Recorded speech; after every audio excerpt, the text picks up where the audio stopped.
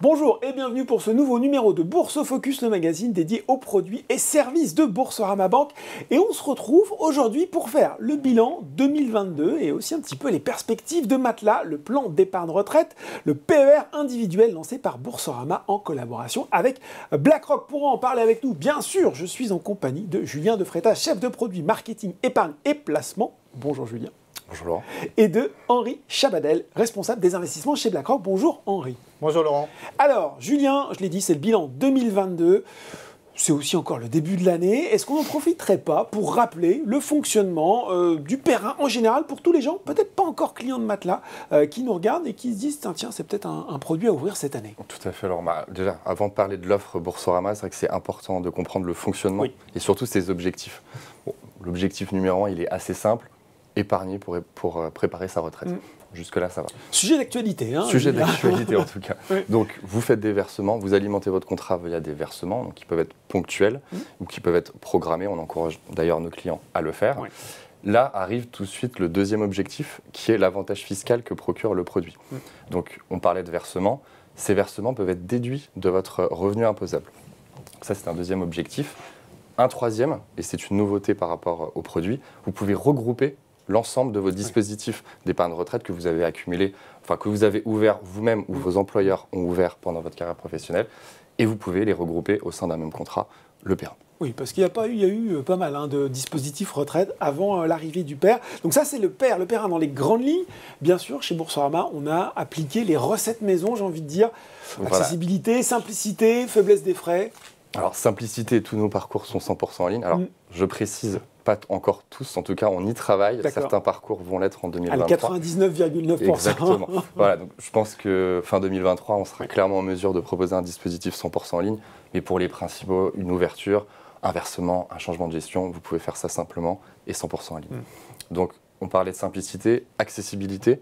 On parlait de versement tout à l'heure. 150 € pour un versement ponctuel, 50 € pour des versements programmés. Donc, assez accessible quand même. On parlait également de frais. Et là, c'est un petit peu aussi un des étendards de notre produit, c'est Matelas, le PER le moins cher du marché. Voilà. C'est la presse spécialisée qui le dit, hein, c'est pas nous. C'est pas nous. Donc, la promesse qu'on fait avec Matelas, c'est on propose un contrat avec moins de 1% de frais, tout compris. Donc, si on le regardera à l'image, mais il y a plusieurs types de frais sur le PER à Matelas. Il y a des frais qu'on appelle d'opération. Donc là, c'est clairement la sauce Boursorama, tous les frais sont à zéro. Quand je dis opération, c'est frais sur versement, frais d'arbitrage, vous voulez changer de gestion, vous faites un transfert. Boursorama ne prélève pas de frais.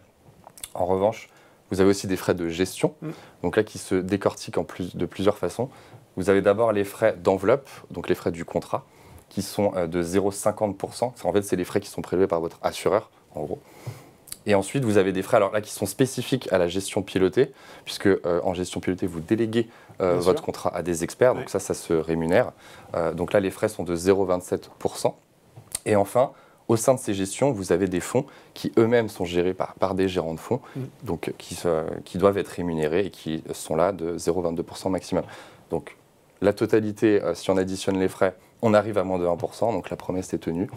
Et c'est plutôt pas mal par rapport à nos concurrents. C'est plutôt pas mal. Je crois aussi que vous vouliez revenir sur justement cette capacité de transférer éventuellement, Julien, les anciens produits sur le PER. Ça a été longtemps une opération qu'on pouvait faire que via bulletin papier.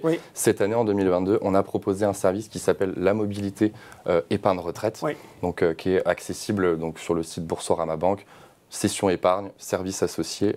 Et vous pouvez faire votre mobilité. Fini la paperasse, ça se passe en ligne maintenant. Exactement. Bon, un parcours de plus. On rappelle, Julien, aussi, autre nouveauté, qu'en plus, on a désormais deux modes de gestion. La gestion pilotée, dont on va parler avec Henri, et la gestion libre.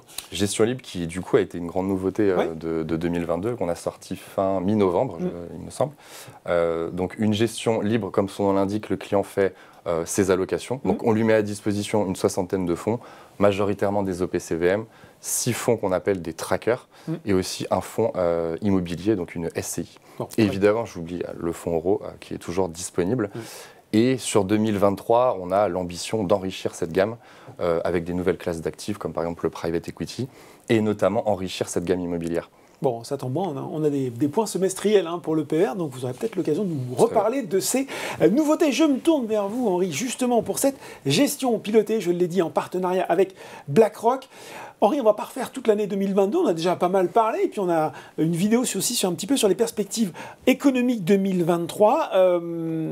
Ce qu'on va avoir envie de savoir, et notamment les clients du PER Matelas, c'est finalement comment tout cela s'est traduit sur le pilotage des différents mandats, et notamment peut-être sur le pilotage horizon prudent par rapport aux autres. Clairement, l'année 2022 a été compliquée, ça a même été une année exceptionnelle quand on la compare aux décennies précédentes. On peut regarder sur 50 ans quasiment, on n'avait jamais eu une année avec des performances actions et obligations négatives à 2 chiffres. Donc, et surtout dans les mêmes ordres de grandeur. Pour la première année, je pense, depuis très longtemps, on a eu des marchés d'actions et des marchés d'obligations qui ont baissé en même temps et dans la même mesure. Ça veut dire quoi? Ça veut dire qu'il n'y a eu quasiment pas d'effet de diversification, d'amortissement offert par les obligations par rapport à la baisse des marchés d'actions. On va dire que compte tenu du contexte, les marchés d'actions sont finalement relativement bien comportés. Ils ont baissé, mais pas beaucoup. La vraie mauvaise surprise, ça a été les marchés obligataires qui, eux, ont beaucoup baissé, beaucoup trop par rapport à ce qui nous avait habitués par le passé. Il y a quand même un point positif dans tout cela, c'est le fonds en euros. Le fonds en euros qui nous a vraiment surpris favorablement, puisque son taux de rendement, dans le cadre du contrat du PER Matelas, a été in fine nettement positif. Et surtout révisé à la hausse par rapport à celui de 2021. Donc c'est un peu inscrit à contre-tendance par rapport à l'ensemble de l'environnement auquel on était confronté. Et ce fonds en euros, c'est important parce que c'est une composante essentielle de la construction des grilles prudentes que tu évoquais, Laurent. Les grilles prudentes, du fait des obligations qui nous sont imposées par la réglementation Pacte, et on voit d'ailleurs que cette réglementation est finalement assez bien faite, elle nous impose un minimum d'investissement dans des produits à profil prudent. Et le fonds en euros rentre définitivement dans cette catégorie.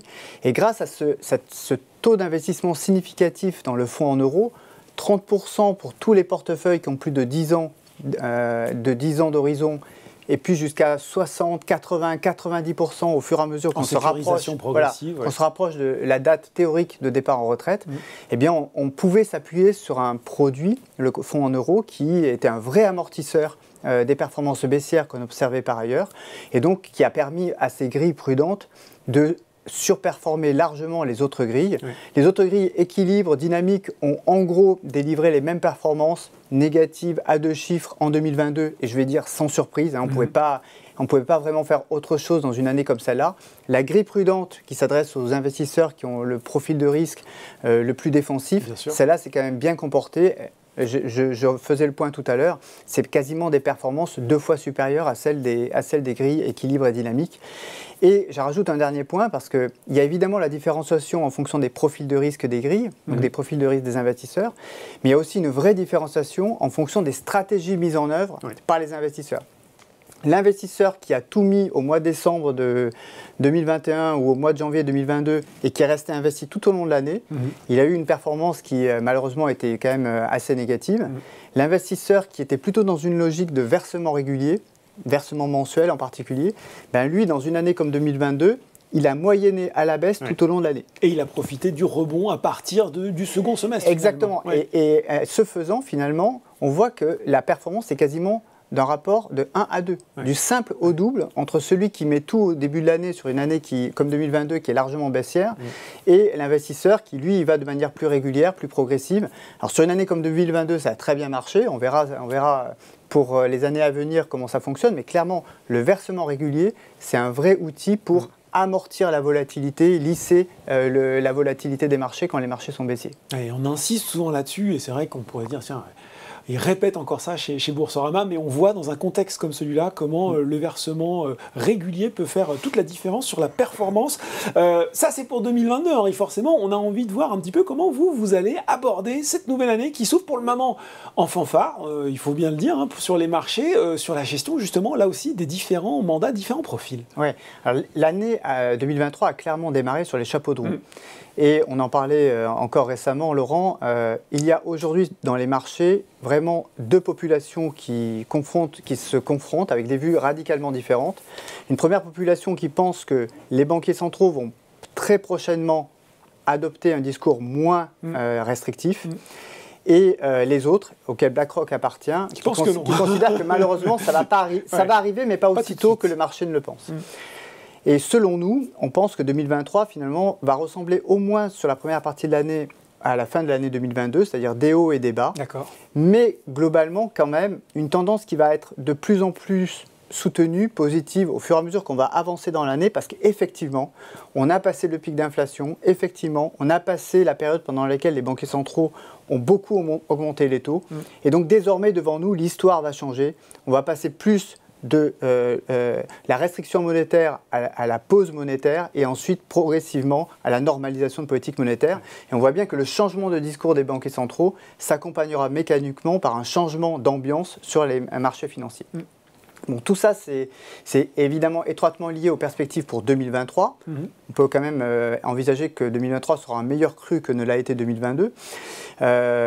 Mais globalement, BlackRock, quand on construit, quand on gère ses produits PER, on garde bien en tête le fait que ce sont des produits d'investissement à très long terme. La retraite, malheureusement, ce n'est pas pour demain, pour la plupart d'entre nous. Ça va même être encore moins pour demain d'ici peu. Et donc, il faut avoir une vision de long terme. C'est vraiment la manière dont on appréhende le problème chez BlackRock. Avec une considération particulière attachée aux espérances de rendement des classes d'actifs sur des horizons longs. Évidemment, sur le court terme, les marchés actions et les marchés obligataires, ils peuvent monter, ils peuvent baisser. Nous, on ne va pas forcément réagir de manière très dynamique, très flexible à ces mouvements de marché d'un mois sur l'autre ou d'une semaine sur l'autre. Ce qui nous intéresse, c'est où vont les marchés sur des horizons de 5 ans, 10 ans, 15 ans, 20 ans, qui sont ceux des investisseurs dans le PER Matelas. Et donc, on a révisé nos anticipations pour l'année 2023 et pour toutes les années suivantes. Et le point positif, c'est que on reste constructif, on garde le cap, on est toujours positif sur les marchés d'actions, on est toujours positif sur les obligations d'entreprise. Donc c'est là-dessus qu'aujourd'hui on est investi dans les différentes grilles du PER Matelas. On conserve une allocation significative au fonds en euros qui fonctionne relativement bien en tant qu'amortisseur de choc, en particulier pour les grilles les plus défensives. Ça ne veut pas dire que on restera toujours sur ce produit-là, mais aujourd'hui, c'est celui qui fonctionne le mieux. En plus, il a plutôt des perspectives devant lui qui sont positives, avec des taux qui ont fortement remonté. Donc, un taux servi aux assurés qui va avoir plutôt vocation à monter. Et donc, on tient compte de l'ensemble de ces paramètres.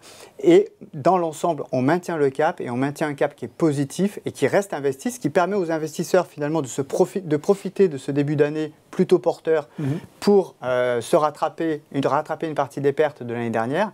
Et surtout, s'ils continuent à investir régulièrement, finalement, faire progressivement croître le montant du capital investi de manière à profiter encore plus des hausses à venir qui n'ont été impactées par les baisses passées. Bon, Julien, un petit mot pour conclure sur ce bilan de Matelas et ses perspectives. Déjà, donc je rappelle que le contrat a été ouvert en septembre 2021 et depuis vous êtes plus de 18 000 à nous avoir rejoints. Donc tout simplement merci en fait et merci de la confiance de nos adhérents, de nos clients. Et voilà, on va s'attacher à faire du mieux qu'on peut dans l'année qui suit et dans toutes les prochaines. Bon, et voilà, et peut-être des nouveautés à venir. En tout cas, messieurs, on se retrouvera en septembre pour faire le point. Merci beaucoup pour ces explications. Merci Laurent. Merci Laurent. Bourse Focus, c'est fini pour aujourd'hui, mais on se retrouve très bientôt pour un nouveau numéro.